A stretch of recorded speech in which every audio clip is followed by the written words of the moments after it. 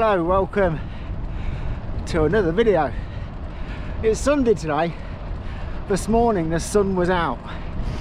It wasn't warm, but it certainly wasn't cold. I was busy with a few things. So it's now 3:15, and guess what?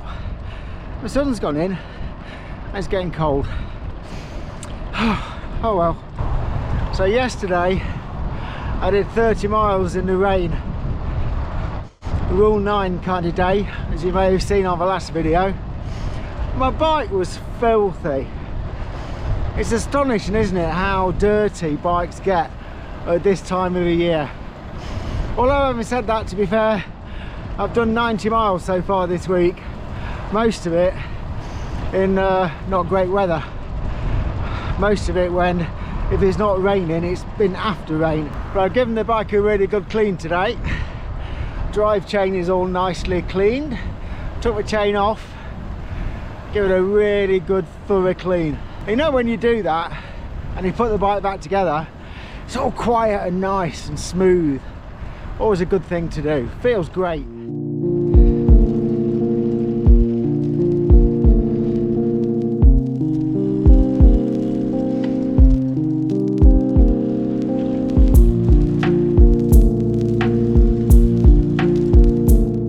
So as you may have just noticed, I have a new bag. I have a new top tube bag. I've been looking for one for quite a while. Ideally, I wanted one that actually bolted onto the top tube. I've got the mounts for it on the bike, but the only ones I could find that bolted to the top tube didn't have the feature I wanted, which was a hole at the front to enable you to run a cable through. So my front light unit has a heavy duty battery separately, so it can basically run for weeks, it seems, on a charge. The downside, you need to put the battery somewhere, and it's been attached with Velcro strips currently, but I thought it would be good to have it inside a bag.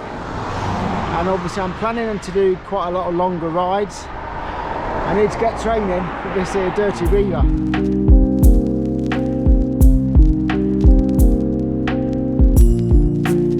So if I'm doing some longer rides, it'd be nice to carry a few bits, some bits of food that's easy to get at, keys, etc. When I was in my exploration ride a couple of weeks ago in Lincoln, I took a lock with me, obviously, because I was in the city and needed to leave my bike somewhere. But like, where do you put the keys and, you know, little things like that. So I thought it'd be good to have a top tube bag, and also it'd be quite handy for filming because it means I can put spare batteries for the camera in there. Saves putting them in your pockets. I did get one battery got destroyed because I accidentally left it in the pocket of a shirt and then washed the shirt. So it's a 25 quid battery ruined. So if I don't put them in my clothing to avoid that risk, in the long run it'll be cheaper. So I'm going to stop up here in a minute and I'll show you the bag in more close-up detail.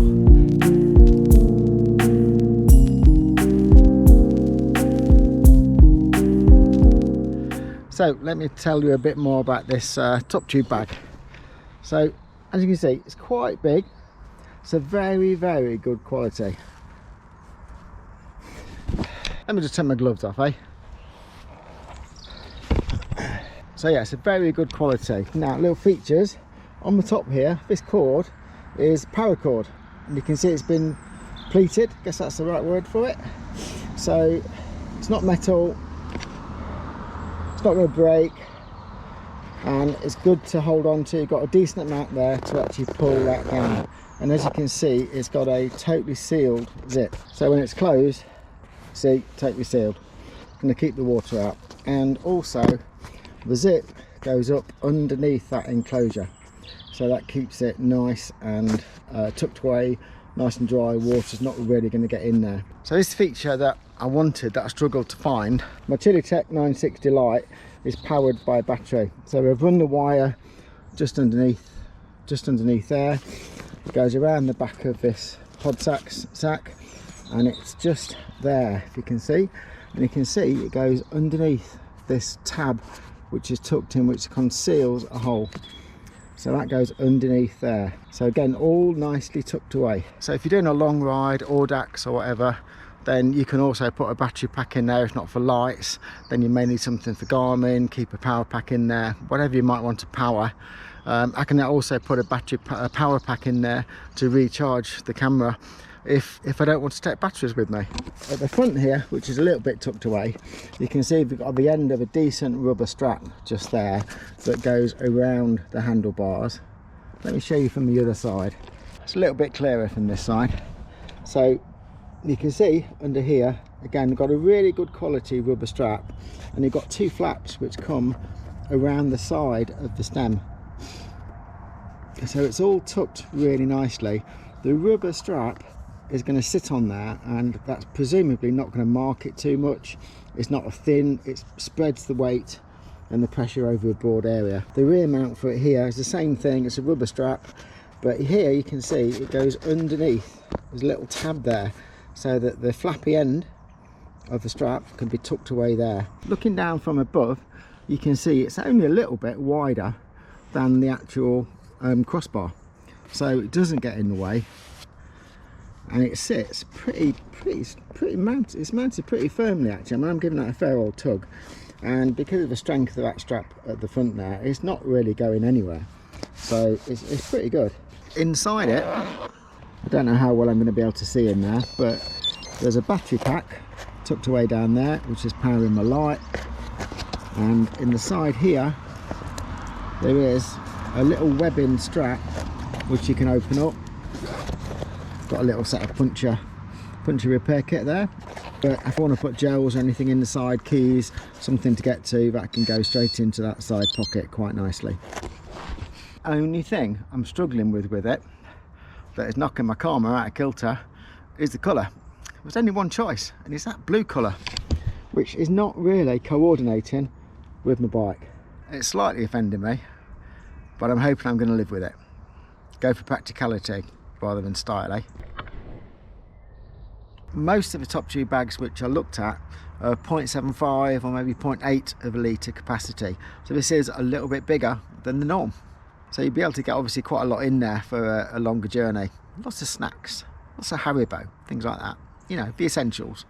So I bought this with my own money, but what I will do, they're on Amazon. I'm going to put a link below. If you like the look of it, I would definitely recommend them. From a quality point of view, absolutely superb. And that little feature of having the pocket at the front is actually quite handy. It's surprisingly hard to find. Whilst I'm talking to you, also on new for the first time today, treated myself to a new water bottle. This is a Vel Sigma Sports own brand. They're on Sigma's website. Vel is Sigma's own brand. Bought that too with my own money. If Sigma watch this, happy to be an ambassador, you know. Send me as much gear as you like. So I'm going to get back on the road now before I lose the line.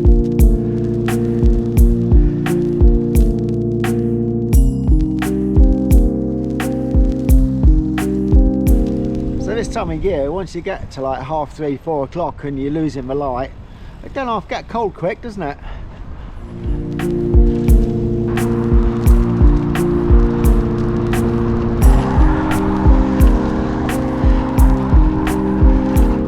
I hit our pothole the other week, forgot it was there.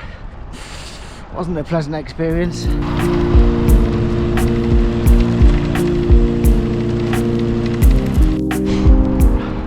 So I'm a couple of miles from home now. That was just a quick 12.5 mile ride to take me over 100 miles for the week. So my general aim for this year, I'd like to get to 5,000 miles if I possibly can. I've done it 2 and 3 years ago, but last year missed out. Did just over 3. So I figure that if I can try and get 100 mile averages January, February, March, it'll set me up nicely to get a bit of a surplus come the summer. Fingers crossed. But you never know what gets in the way, do you? Work, that gets in the way.